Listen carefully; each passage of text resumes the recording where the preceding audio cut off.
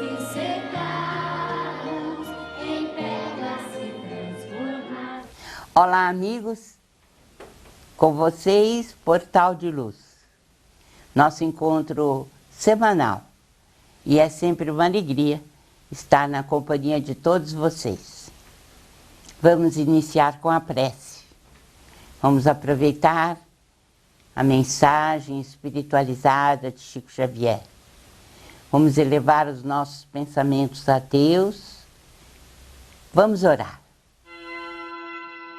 Agradecemos, Senhor Jesus, nós te agradecemos pela coragem de facear as dificuldades criadas por nós mesmos, pelas provas que nos aperfeiçoam o raciocínio e nos abrandam o coração, pela fé na imortalidade, pelo privilégio de servir, pelo dom de saber que somos responsáveis pelas próprias ações, pelos recursos nutrientes e curativos que trazemos em nós próprios, pelo conforto de reconhecer que a nossa felicidade tem o tamanho da felicidade que fizermos para os outros, pelo discernimento que nos permite diferenciar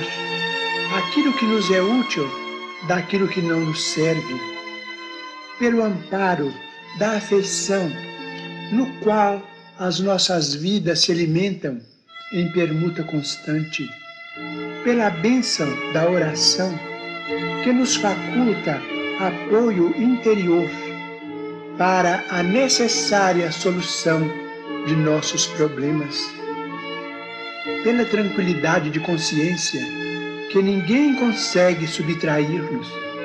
Por tudo isso, e por todos os demais tesouros de esperança e de amor, de alegria e de paz, de que nos enriqueces a existência, sê bendito, Senhor, ao mesmo tempo que te louvamos a infinita misericórdia, hoje e para sempre.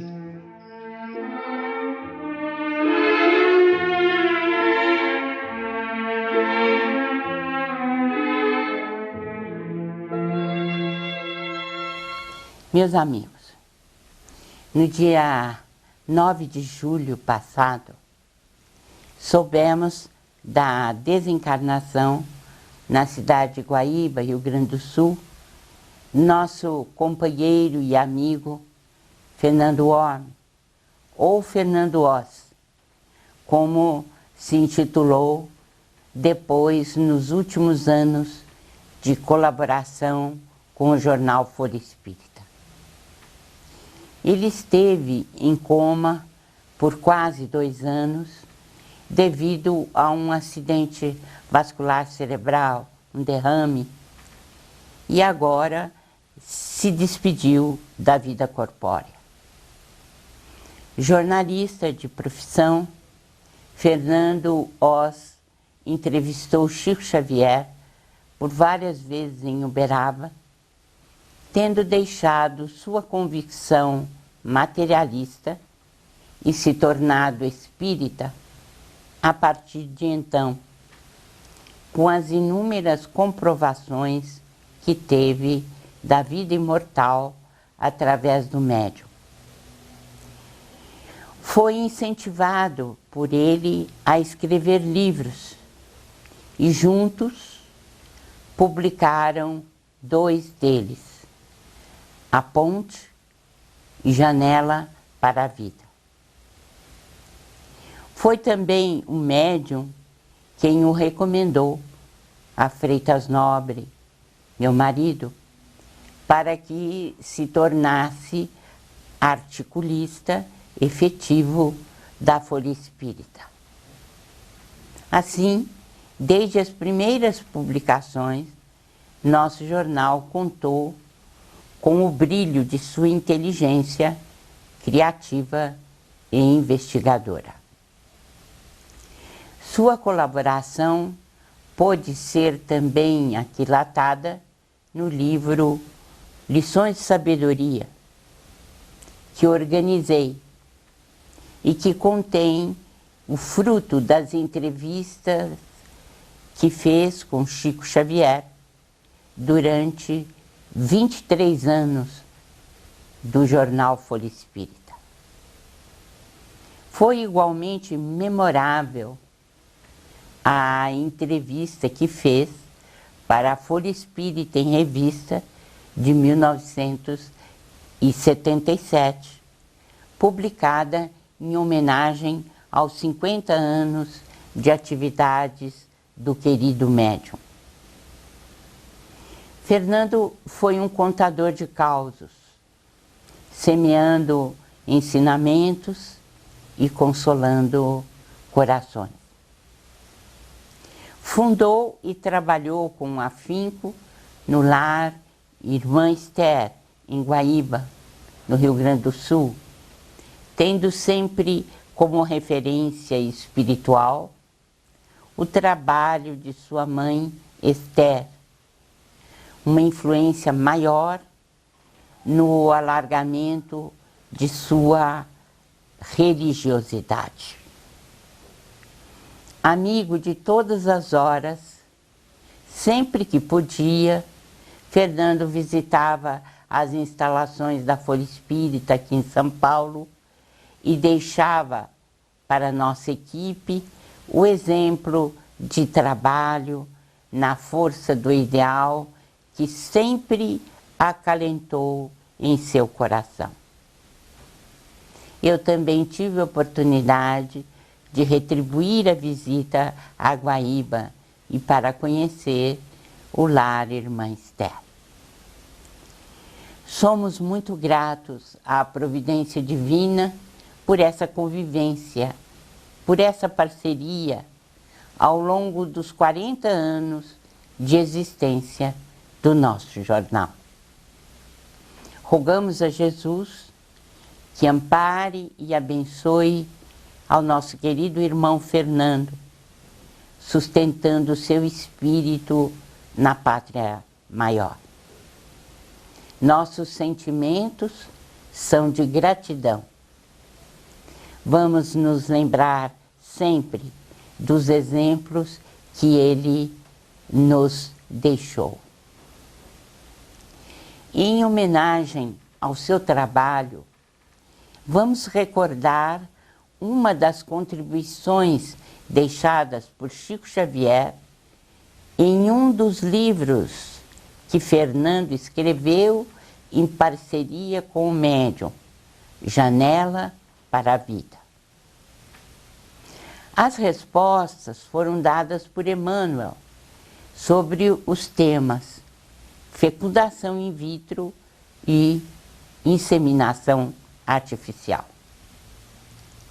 Fernando Orme, como bom jornalista, enfoca inicialmente o grande acontecimento da década de 1970, o primeiro bebê de proveta.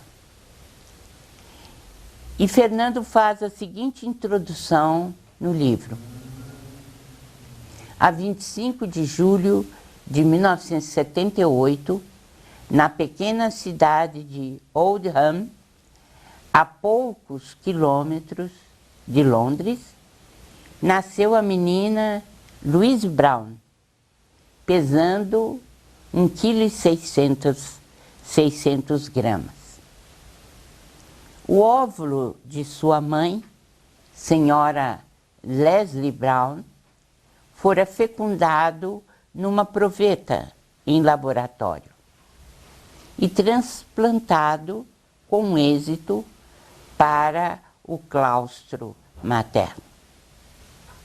Os médicos desse notável feito, o ginecologista Patrick Steptoe e o fisiologista Robert Edwards, da Universidade de Cambridge, alcançavam assim a concretização de uma façanha há longo tempo acalentado pela ciência genética em relação ao homem. Quer dizer, uma fecundação humana extragenital. Com o escoar do tempo, outros países participaram com êxito desses experimentos no campo da genética.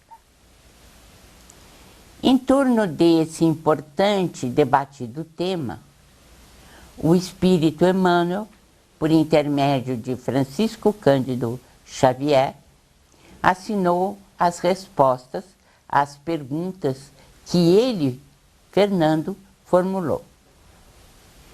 Com esta matéria do livro de nosso querido amigo, aprendemos que a espiritualidade vê o bebê de proveta com sadio otimismo, porque é a ciência socorrendo a mulher que aspira a ser mãe. Como consequência, ela pode assumir a maternidade conscientemente, em plenitude de responsabilidade, contribuindo para a autopreservação da espécie.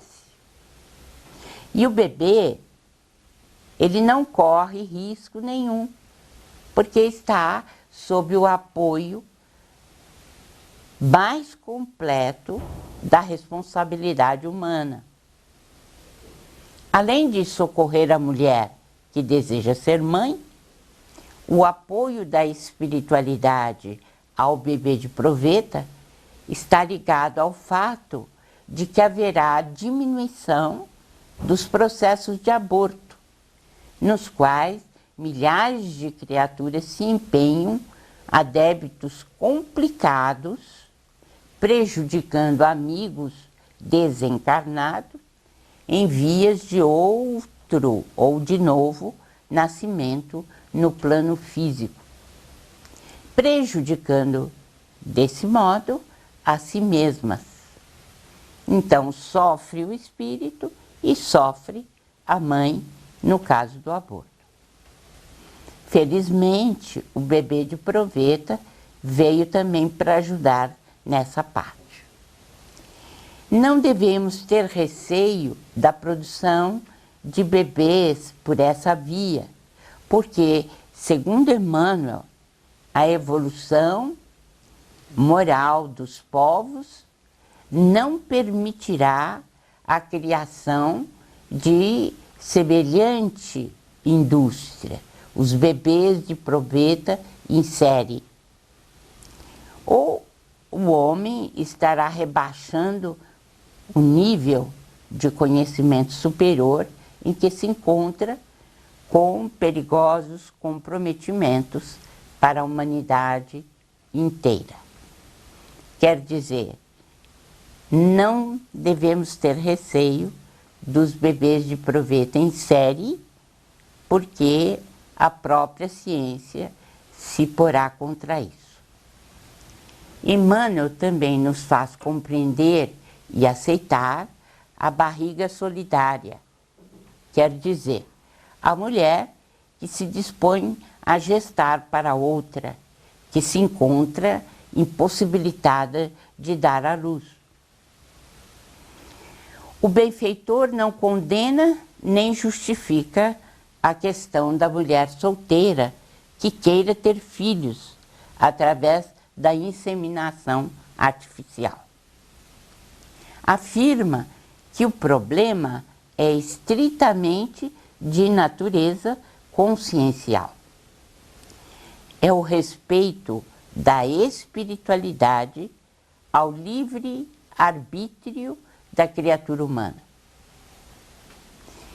Emmanuel deixa entrever ainda que no futuro poderemos ter o útero artificial e a mulher estará liberta da gestação, mas que isso deverá demorar, pois será prudente permanecer, por enquanto, no aperfeiçoamento da fertilização do óvulo, para depois ser conduzido à anidação no útero. Assim, por muito tempo, teremos as amas de gestação, ou então as barrigas solidárias, que deverão, né, ser, de certo, submetidas a testes de afinidade, de saúde, empatia, resistência física, antes que haja um contrato de serviços entre a mãe que precisa de auxílio nessa área e aquela que está prestando esse auxílio. É mais natural, mais que natural, portanto, sem que haja diminuição do amor entre pais e filhos, que haja possibilidade do auxílio na gestação. Qual, então, o perigo que o avanço da tecnologia médica nos traz? E Emmanuel responde: o materialismo inteligente, quando cruel, sem qualquer ideia de Deus e da imortalidade da alma, é o perigo que ameaça a manipulação dos recursos genéticos sem responsabilidades. Mas devemos confiar nos homens de bom senso e de espírito humanitário, que através de legislações dignas podem e devem coibir quaisquer abusos suscetíveis e muitas vezes deprimentes. Confiemos no amparo e na inspiração dos mensageiros do Cristo em auxílio à coletividade humana. Instrutivas respostas como essas, do médium Chico Xavier, servindo de intermediário de Emmanuel, aparecem no belo livro que Fernando nos deixou como uma das suas belas produções, o livro Janela para a Vida. Que Jesus o abençoe, Fernando, onde quer que você esteja. Um grande abraço. A Creche Lar do Alvorecer é uma entidade assistencial mantida pelo Grupo Espírita Caibar Schutel. Localizada em Diadema, tem como propósito trabalhar pelo desenvolvimento de uma cultura de paz, através da educação e da assistência a crianças, jovens e adultos. São 250 crianças atendidas diariamente. Conheça nossas atividades e colabore conosco pelo ideal de um mundo melhor. www.lardoalvorecer.org.br. O jornal Folha Espírita, fundado em 18 de abril de 1974, se dedica à divulgação da doutrina espírita. Saiba mais sobre assuntos atuais com o enfoque do espiritismo, além de entrevistas e artigos de diversos colunistas. Você pode escolher na versão digital ou impressa. Acesse e faça sua assinatura. www.folhaespírita.com.br. Voltamos com o Portal de Luz, que tem o apoio cultural da Folha Espírita Editora. Quer saber sobre o nosso jornal Folha Espírita ou sobre os nossos livros? Fique à vontade. Pode passar um e-mail ou telefonar. Estamos às ordens. E agora nós chamamos o nosso Maida no momento doutrinário. Vamos ouvi-lo. Amigas e amigos do Momento Doutrinário, sejam bem-vindos a mais este encontro. Hoje buscamos o capítulo 26º do livro Nos Domínios da Mediunidade do Espírito André Luiz, psicografia de Chico, o qual nos brinda com um esclarecimento sobre a psicometria. Em visita a um museu, o instrutor Aulus esclareceu a André Luiz e Hilário que a psicometria nos trabalhos mediúnicos designa a faculdade de ler impressões e recordações ao contato com objetos comuns. Aulus indicou então um curioso relógio e recomendou a André que o tocasse. Imediatamente assomou-lhe aos olhos mentais linda reunião familiar em que o casal conversava com 4 jovens. Era um recinto agradável e digno onde se percebia os detalhes da decoração. O relógio estava lá na parede. O relógio pertenceu a uma respeitável família do século passado. Conserva as formas, pensamentos do casal. É um objeto animado pelas lembranças dos antigos donos que o visitam de tempos em tempos. Conserva uma moldura fluídica. As imagens impressas no relógio são vistas através das vibrações. Aulus confirmou que o relógio está envolvido pelas correntes mentais dos irmãos que ainda se apegam a ele. Tudo que se nos irradia do pensamento serve para facilitar essa ligação. O pensamento espalha nossas próprias emanações em toda a parte a que se projeta. Deixamos vestígios espirituais onde arremessamos os raios de nossa mente, tal qual o animal na matéria deixa no próprio rastro seu odor, facilitando ao cão sua localização. Se houvesse algum interesse em conhecer e encontrar os donos do relógio, este seria o mediador. Conclui Aulus: as almas e as coisas, cada qual na posição em que se situam, algo conservam do tempo e do espaço, que são eternos na memória da vida. Existem aqueles objetos esquecidos completamente pelos interessados, nos quais não conseguiremos contatos com eles. Quanto aos encarnados, para que registrem os reflexos dos objetos, devem ser portadores de aguçada sensibilidade psíquica, isto é, mediunidade. Em tudo vemos integração, afinidade, sintonia. Através do pensamento, comungamos uns com os outros em plena vida universal. Obrigado pela companhia, saúde e paz e até o próximo encontro. Comparece agora a nossa Sandra Marinho. Ela vai nos falar sobre o Educa Tua Alma. Vamos assistir. Queridos amigos, queridas amigas, um dos motivos que angustia muitas pessoas, lhes tirando alegria diante da vida, é a ansiedade pelo que não tem.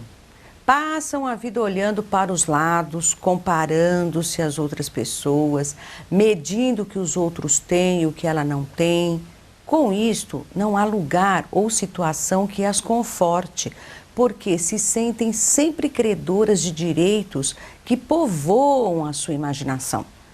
Com este comportamento, essas pessoas terminam contraindo uma série de males que lhes perturbam o espírito e acarretam diversos problemas ao corpo.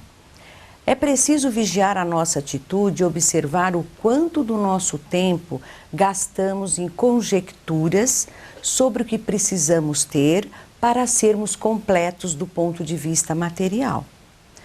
De fato, o que ocorre quando agimos assim é que, ao condicionar a nossa felicidade às conquistas materiais, estamos, na verdade, nos aprisionando numa imagem muito estreita e, portanto, incompatível com a nossa natureza humana.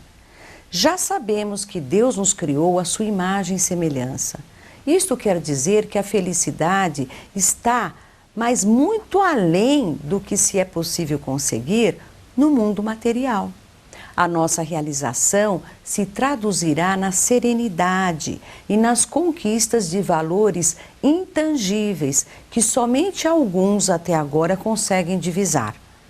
Por isto é muito pouco mesmo, se desgastar, sofrer por bens materiais, sejam eles tangíveis ou intangíveis, como por exemplo o poder e a fama.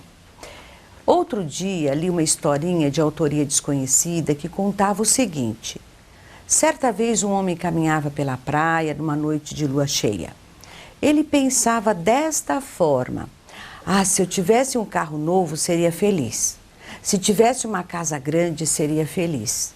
Se tivesse um excelente trabalho, seria feliz. Se tivesse uma parceira perfeita, seria feliz. Até que ele tropeçou num saquinho cheio de pedras. Por conta disso, ele começou andando, atirava as pedrinhas, uma a uma, ao mar. Uma de cada vez.